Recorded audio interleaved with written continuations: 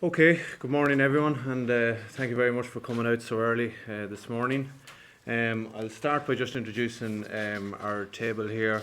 On the left-hand side we have all members of our executive: John Hannafy from Laois, Tommy Cannoy, Ross Common, Anthony Miles, Meath, Liam Griffin, Wexford, Micheál Briardy, Meath, Michael Higgins, Galway, Joan Keogh, Dublin, and Greg Devlin, Monaghan. Okay.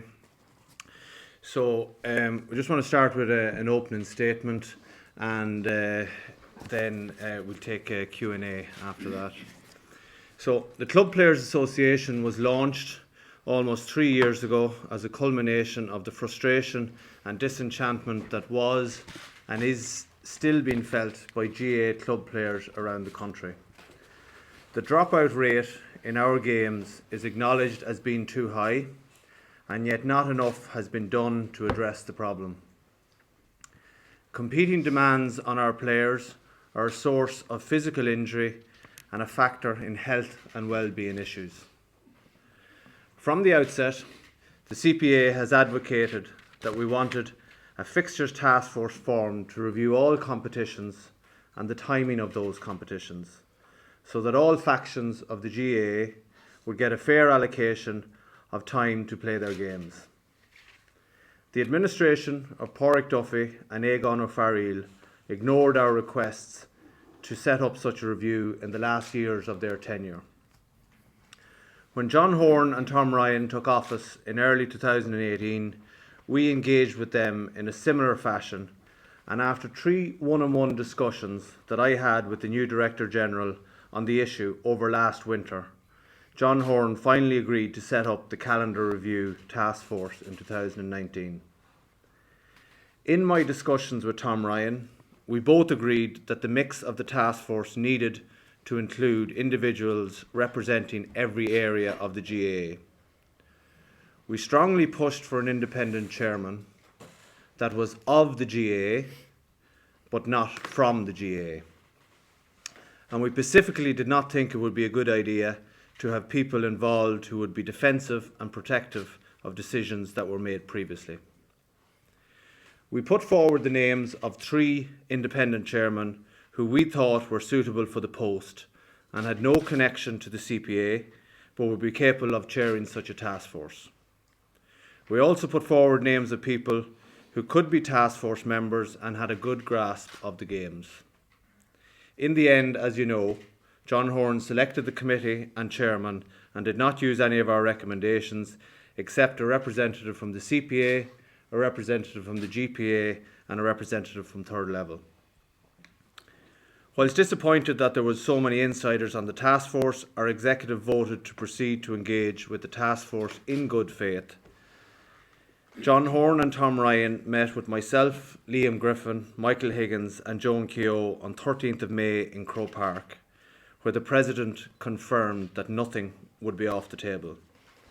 At that meeting, we also asked that an individual qualified in sports science should be considered for inclusion in the task force, given that player welfare and injury prevention is a primary consideration in fixture loading. That appointment to the group did not materialise either. Nevertheless, the decision was made to persevere in good faith in the hope of a positive, productive and proactive process.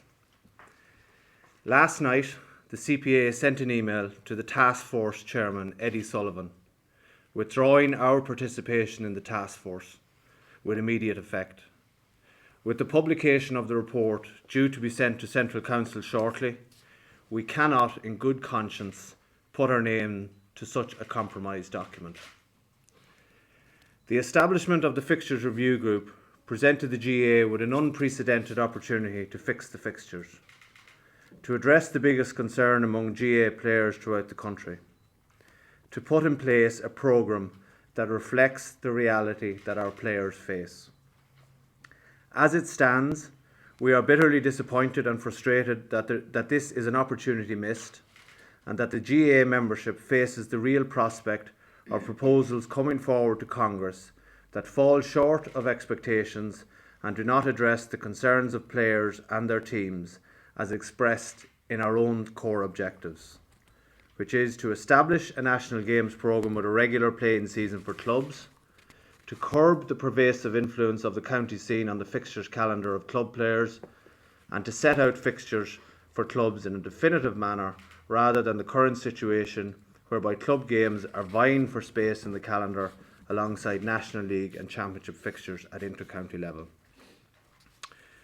We don't want to outline a chronological history of all the task force meetings that happened from June to last week here today. It would not be fair to members of the task force to highlight comments or debate at the meetings, so we want to maintain that respect and confidentiality. And we must point out that, in fairness, there were some very measured and informed debates on quite a lot of topics. But we want to point out the following as a summary of our views.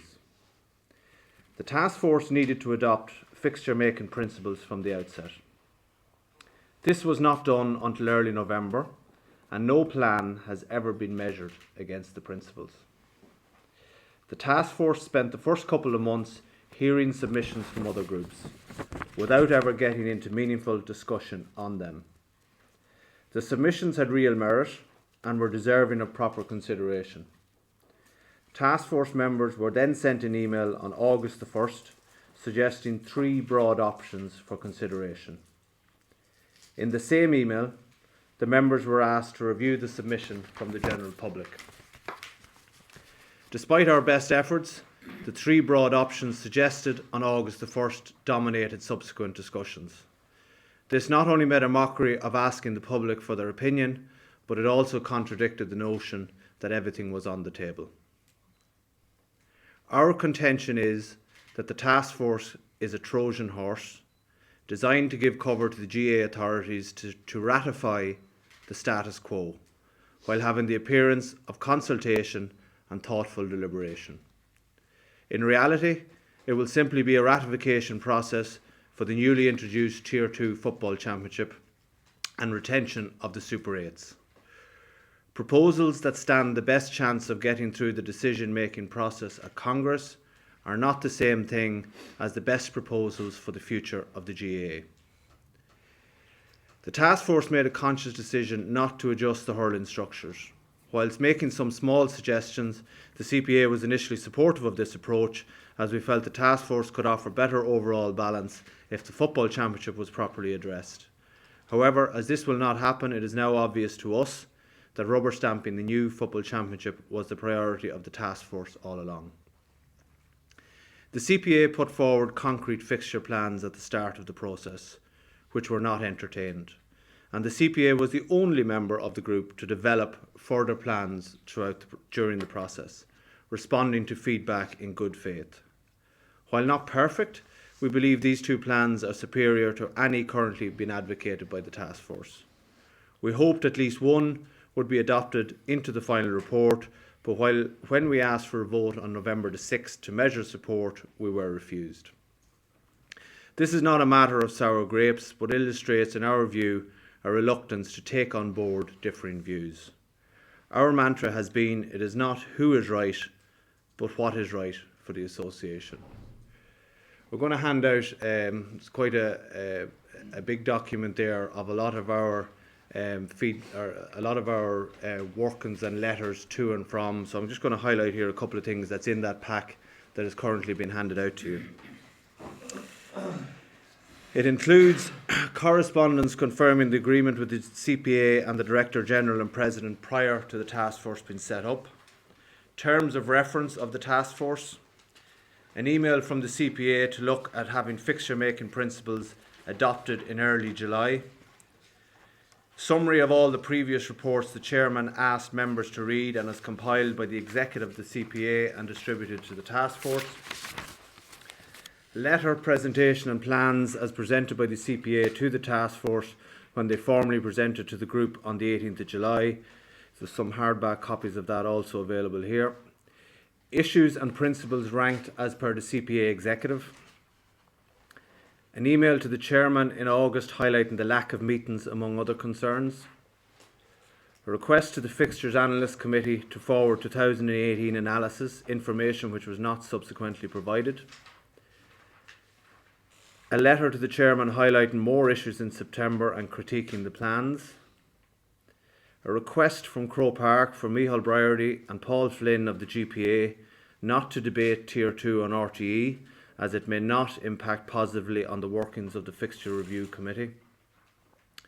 2 presentations of revised models by the CPA to the task force in October.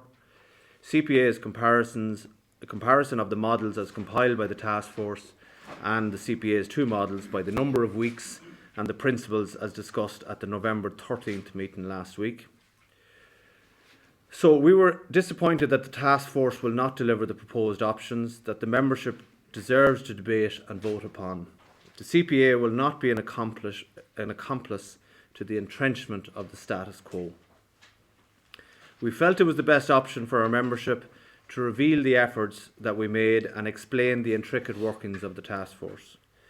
The membership has been inundated with rhetoric in 2019 of where we all belong, at the same time as our association is fast becoming an organisation who no longer prioritises the association as a community-based Gaelic games and culture organisation with the club and the club pair at its core. Unfortunately, there is a clear and growing disconnect between the leadership of the GAA and their grassroots members. The reality is one of players voting with their feet and deciding that they do not all belong with their clubs and their teammates. The task force will report in due course, and players, members, coaches and administrators can decide for themselves if the results and the proposals are the best that the GAA can come up with for the future of our games.